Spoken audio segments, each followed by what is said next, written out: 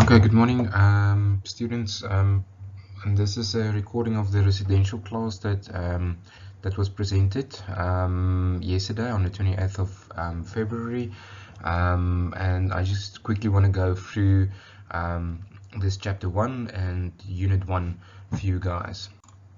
Okay, so we're on topic 1, the construction industry, which is chapter 1, which is basically on unit 1. So we're going to look at defining the construction manager, the construction project manager, and also we're going to define the construction industry a little bit. So you will see that this first bit we're just going to try and define the difference between the construction manager and the construction project manager, and I think most of you guys already have an idea because you're already in industry.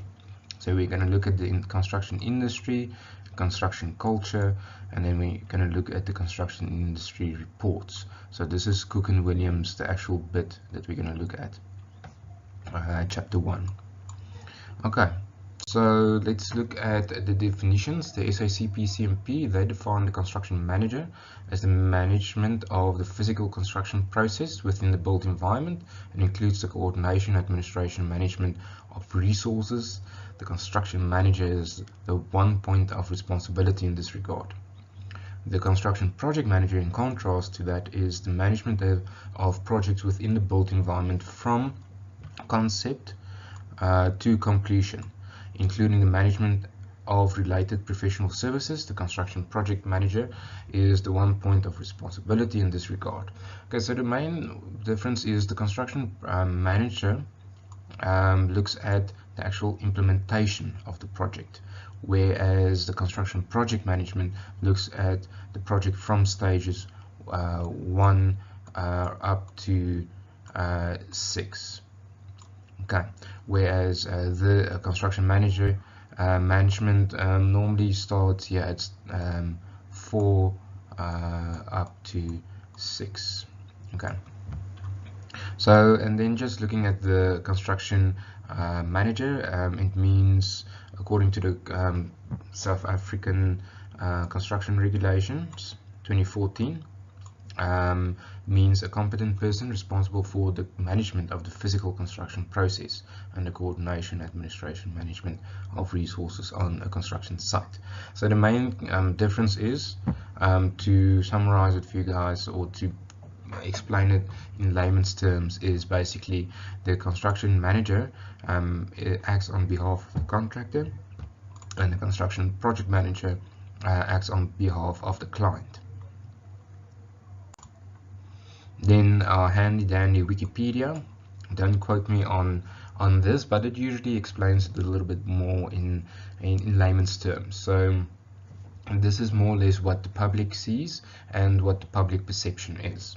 So in the construction industry, site managers are often referred to as construction managers. Site agents or building managers are responsible for day-to-day on-site running of the construction project. Site managers are responsible to keep within the timescales, etc. So in a nutshell, it basically is the person that looks after the site operations. So this isn't entirely true, and I think that's the misconception, is that a construction manager is a site foreman, but like you know and I know, it's quite a highly specialized field where a certain amount of professionalism is needed, and a construction manager would rather be a manager of a couple of sites or a portfolio of sites, and managing his site agents on site. So I just put this in just to try and explain to you guys what the public think and what the actual profession is, because I think we're in a very privileged situation of being specialized construction managers, and I think it's a highly unacclaimed profession out there. Okay, then just looking at the seriousness of the construction regulations, for instance, one of the clauses reads, a principal contractor must in writing appoint a full-time competent person as a construction manager with the duty of managing all the construction work on a single site, including the duty of ensuring occupational health and safety compliance and absence of of the construction manager. An alternative must be appointed by the principal contractor. So the main thing is there's responsibility, and a construction manager has to understand what the regulations require. Okay, then there's two links that I added here. You will see the second link is the marshmallow challenge. It's quite an interesting little video, so please feel free to have a look and follow the links. I will discuss the videos a little bit later on. Okay, then we're at construction management, and now we're finally getting into the management of the project. So I'm just going to run through the different stages according to the SACP CMP and the fee guidelines of 2012.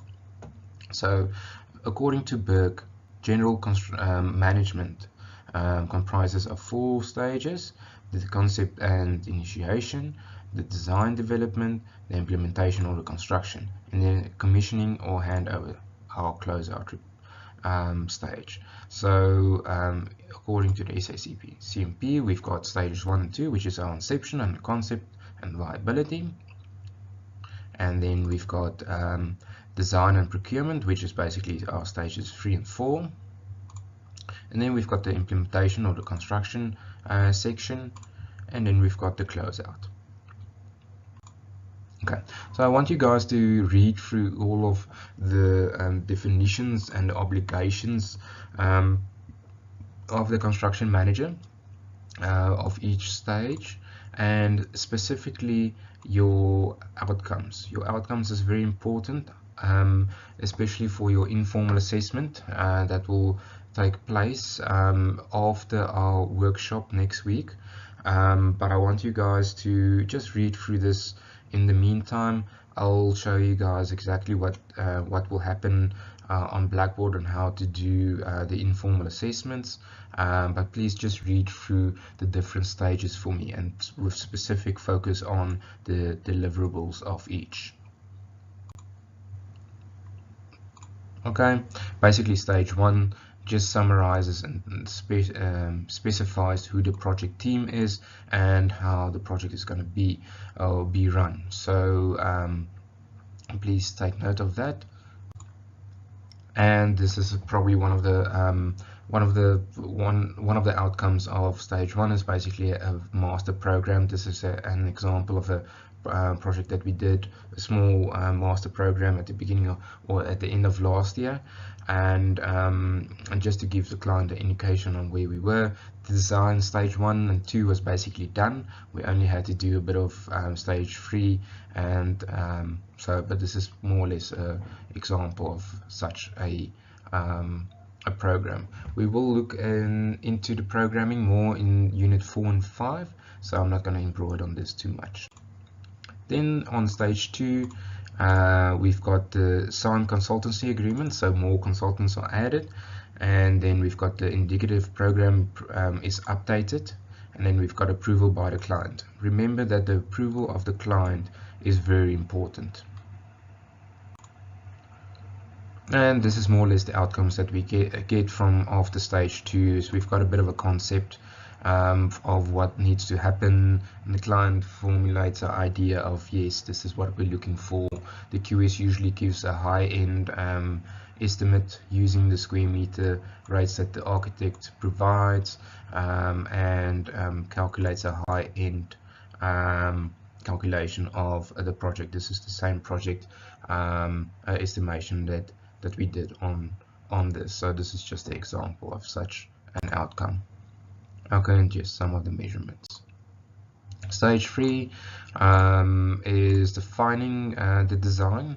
Now we're just going further, further details added, levels are looked at, civil engineers acquired to see whether this building will actually work on site. And you can see from a typical drawing, this is more or less what one will be able to expect from this type of stage of the drawings from the architect. Okay, and this was more or less the outcome. Elemental estimate was prepared by the QS, and one could actually see different options presented to the client. In this instance, you guys can go through it and just have a look. Obviously, these rates that's provided here is backed by a complete elemental estimate. Okay. Then stage 4, here we start with the definition and scope, the procurement documentation. So this is the contractors, subcontractors and suppliers procurement strategy is developed, procurement program is also developed, and the tender documentation and the contract conditions is drafted. Then tenders are obtained and record of the meetings is kept, approval by the client and tender recommendations. So you as a construction project manager have to facilitate the approval of the tender recommendations provided by you, by the QS or the agent that's been appointed, on the engineer also. Okay, and so there's a whole lot of paperwork involved in stage 4. Stage 5 is the implementation, and this is where we're going to get our teeth into it. So please read for all the standard services that you as a construction project manager have to provide. Okay, and then please also look at your outcomes. It's a signed contract, the agreed contract program, adjustment and award of the contractual claims, construction documentation schedule, monthly progress payment certificates, monthly project progress reports, record of your meetings, certificates, and practical completions. Okay. So this is the physical management, and this is where the construction manager and the construction project manager and the different consultants usually act together. And that previous picture is what everyone thinks it usually is. It's usually more a bit of a boiler room type of effect where you discuss and you solve the problems on site. Okay, working together to create something great. Okay, stage 6, this is the one that one shouldn't neglect. Here you have the works completion, certificate of final completion, record of meetings, closeout report. Please remember that you have to produce a final account, as-built drawings, operation maintenance manuals, and a closeout report to enable you to actually get an occupational certificate of your building. So please make sure that the architect and the engineer sign off on all their necessary paperwork so that you can actually submit it to your local authorities to get occupation of your building or the approval that the road or civil construction work is actually fit for purpose. Okay, so this is a bit of a break for the residential guys that we had. You're more than welcome to actually look at the video, copy this link and paste it into your browser. And the main thing that we got from this video was that collaboration and teamwork usually brings better results than working in silos, and prototyping nowadays are being made more feasible with BIM type of designs and collaboration between the parties. Okay, then we get into chapter 1 of Cook and Williams. So I'm just going to run through this quickly, but you guys can read through chapter 1 for me, please. But basically, control is not possible without a plan, and without a program there is no effective means of exercising control. Successful projects cannot happen in a vacuum. That's basically what I said earlier. Nothing is typical about a construction project. One of the big problems in construction is the extent of separation between the design and the production. Okay. The Industry Department of Business, Enterprise and Regulations Reform reports that the industry is made up of some 186,000 firms. This is now in the UK. 1% of them are large firms, 6% are medium-sized firms, and then we have firms, 93% of the firms have less than 14 people employed. This is now just the management staff, so bear that in mind. I just brought that with a little bit closer to home. This is an extract from the CIDB annual report of 2016-2017. Here one can see how as CIDB grading of 1, which is your smaller contractors, there's about 37,000 of our civil contractors, and of our general builders or buildings, there's about 71,000 registered. There's only 39 large building contractors registered in the country, and 104 civil contractors. Okay. Then just the demographics of the same information within the provinces. Okay, then this is in your Cook and Williams book, Industry Culture. I'm just paging to that now. That's item 1.3 on page 4, so we're just going to run through that. There's nothing typical about the customs and practices in the construction. As you will know, that's why we actually, I think most of us got into construction, is because it's not standard, mundane, everyday, same type of projects. It's all different and challenging. So that's, I think, one of the main things about defining a construction site. One big challenge is the extent to which the industry separates design and production, like we mentioned earlier, far more than other industries. We work in fragmented project-based industry. So this is basically the industry culture. Okay, getting into the reports, we're going to look at basically 2 reports. We're going to look at the Latham report that was published in 1994. The first thing about this report, it highlights trust and monies, and basically constructing the team.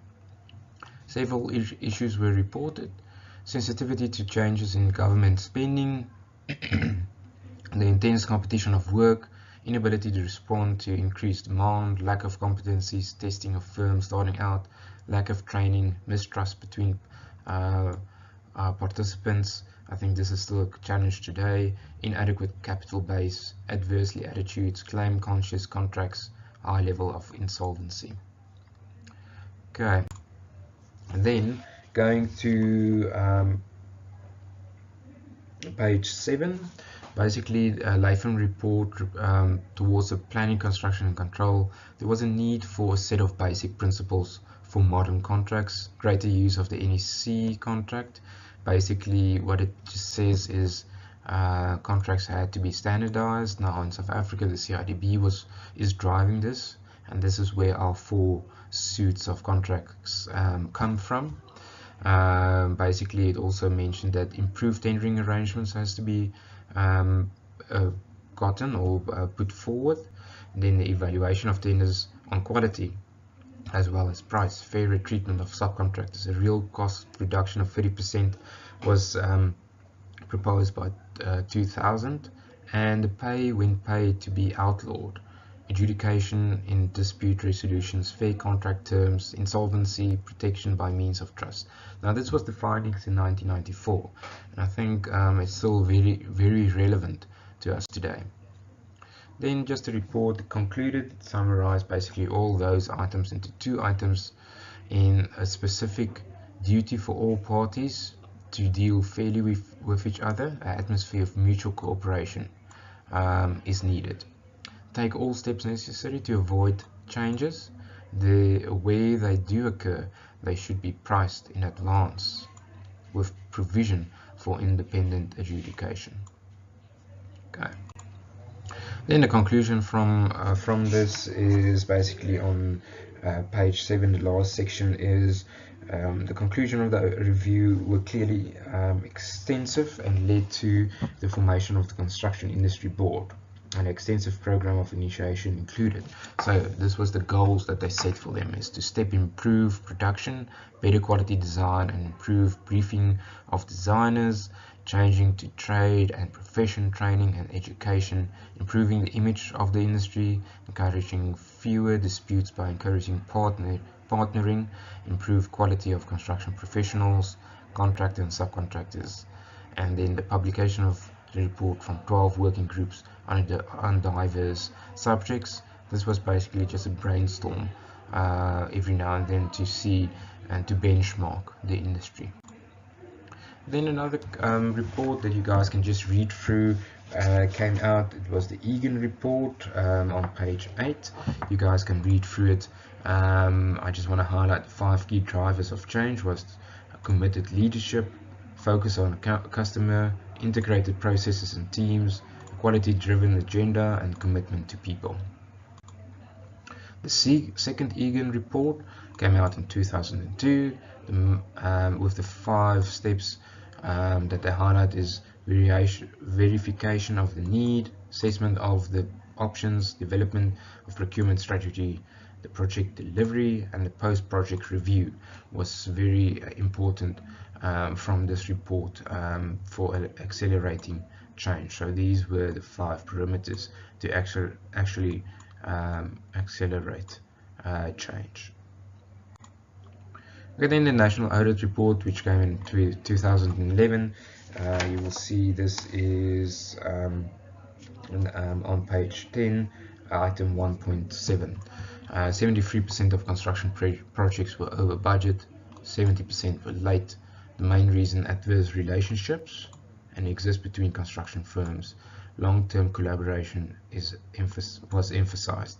So the main thing is this was in the UK. I think we've got very similar challenges in South Africa, although it is a industry challenge to actually overcome adverse relationships. Okay, and then just a little bit of a cartoon that was added. Okay, thank you. Guys, please mail me if there's any questions. Remember to prepare for next week's test on chapter 3 and chapters 3 and chapters 10. Please ask me if there's any questions. Please read through it.